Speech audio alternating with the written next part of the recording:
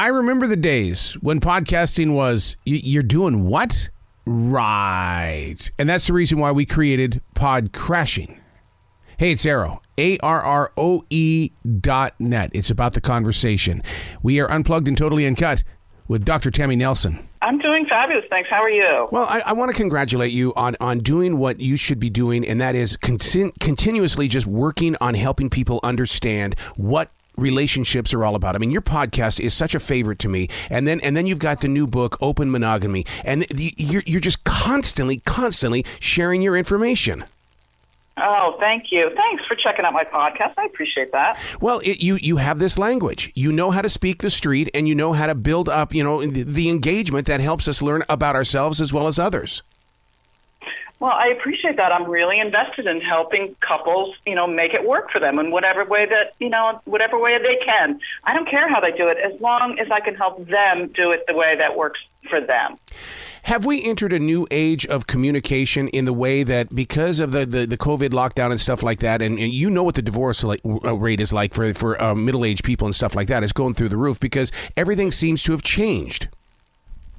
Yeah, I think you're absolutely right. I think, this is the first time in history that we've been expected to live together for more than 20 years, right? And so, but there's no precedent for how to do that, to stay attracted to the same person for like more than half a century.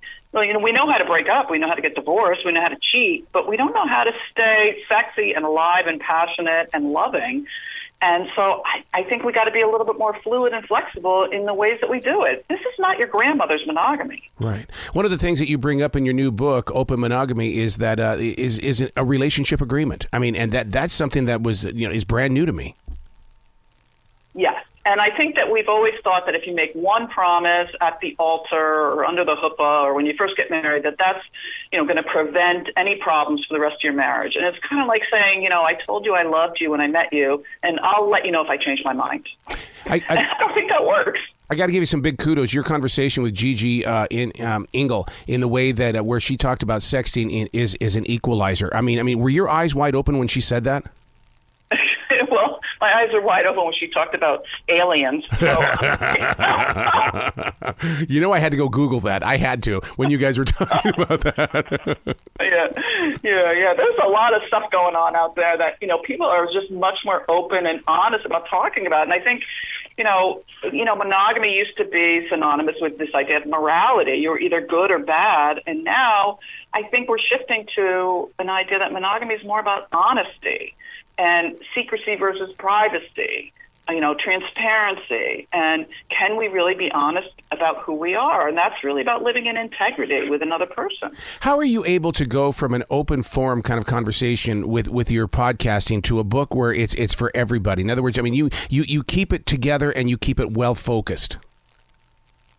Well, I've been doing this for over 35 years and working with couples and individuals who are either really neglecting their erotic life because they thought it would just fall into place because, they've been roommates forever and that doesn't work, or people who've had some kind of trauma in their erotic life, like an affair, but they don't want to trade their partner in for someone new. They really, these days, they've grown up in families where they've had divorce and affairs, and that doesn't really work. And so I've really found that instead of trying to change your partner or trade them in, it's much easier to change the agreement. And people are much more likely to stay together if they have an agreement that can work. Well, how do you erase the word cheating from the act of exploring?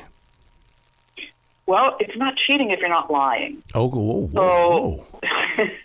I know, deep, right? So if you can somehow be honest about what you want and find a way that works for your partner. Like there's a continuum here. You don't have to open your marriage all the way to romantic and emotional partnerships. You might want to start with, sharing your fantasies or your thoughts or the fact that you flirt with other people can bring some energy into your own relationship. I mean, there's a whole continuum here. Is that what you mean when you jumped into the subject of, love should not be traditional? I mean, because I've seen how weddings are no longer traditional. Love should be the same? I think love isn't traditional anymore. I mean, we have such a wide variety of people in the world now and in the U.S. How can we define one way of loving? for the for the millions of people we have that are loving in so many different ways. And people don't want to necessarily be slotted into a traditional patriarchal form of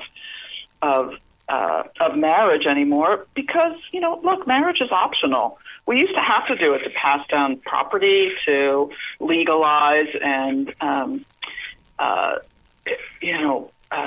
get what am I trying to say? Health insurance, life insurance. Right.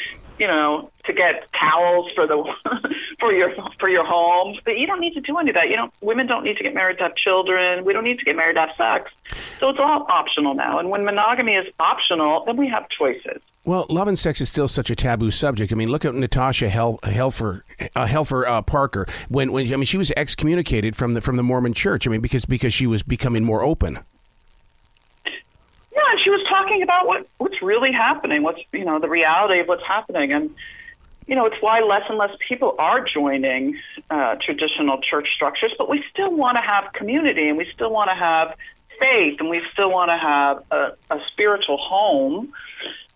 Can we find all those things in and integrate them into our lives today? Ashley Madison did a survey and found that 72% wanted to introduce some form of consensual non-monogamy. So do people really want to outsource their needs to other people? Yes. Do they want to be honest about it? Apparently they do. With the book Open Monogamy, does it redefine the word sex addict? Because people are going to come to those pages saying, okay, I have permission to do this. And some people are going to justify their obsessive or compulsive sexual behaviors, for sure.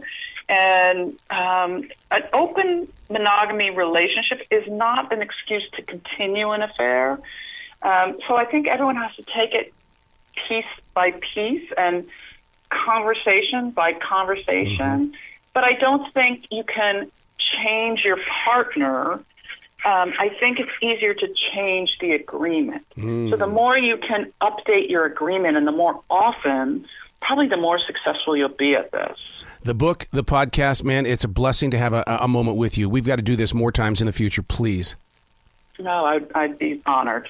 Excellent. Well, you be brilliant today, okay, Doctor? Thank you, and you stay well.